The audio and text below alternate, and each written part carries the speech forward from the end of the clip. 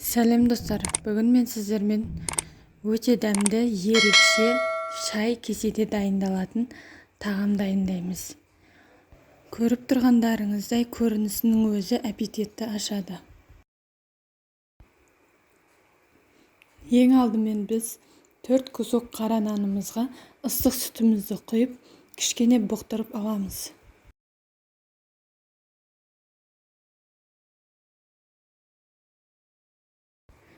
Енді фарштың үстіне пиязымызды, чесногымызды және қара нанымызды қосамыз. Енді паприка, қара бұрыш, қызыл бұрыш, тұз және приправа қостым. Енді барлығын жақсылап араластырып алуымыз қажет. Фаршымызды дайындап болғаннан кейін салмамызды дайындаймыз, яғни оның ішіне жұмыртқамызды, мен 8 жұмыртқаны алдым. 8 жұмыртқаға аздап тұз қосып, жақсылап араластырып алдым. Егер аскөк болса, өздеріңіз қалауларыңыз бойынша қоссаңыздар болады. Енді фаршымызды дәл видеодағыдай етіп шай кеселерімізге жайып шығамыз.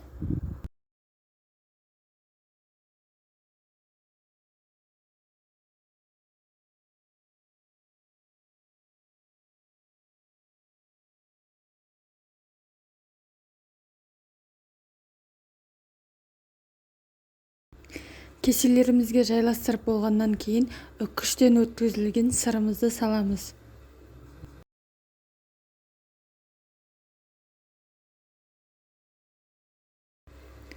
Сырдың үстіне дөңгелек етіп кесілген помидорларымызды қойып шығамыз.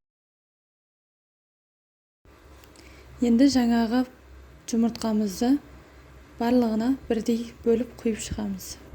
Достар, пешімізді қыздырмаймыз. Егер пешімізді қыздырып тұрып салатын болсақ, біздің шай кеселеріміз жарылып кетеді. Сол үшін суық күйінде 1 сағатқа пісіріп аламыз. Пештен шығарғаннан қарасаңыздар, өзінің майына өзі қуырылып, әдемі болып, иісі өте керемет болып шығады. Достар, гарнирге мен күріш дайындадым. Сіздер өздеріңіздің қалауларыңыз бойынша гречка дайындасаңыздар да болады. Достар, сіздер де жасап көріңіздер. Егер сіздерге ұнап жатса, маған пікір қалдыруды ұмытпаңыздар.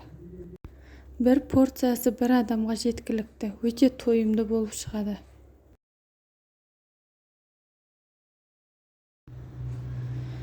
Көріп тұрғандарыңыздай барлық жері толыққанды піседі. Каналға тіркеліп, лайк басып, комментарий қалдырыңыздар. Және де қоңырауша белгісін басып, все деген таңдаңыздар.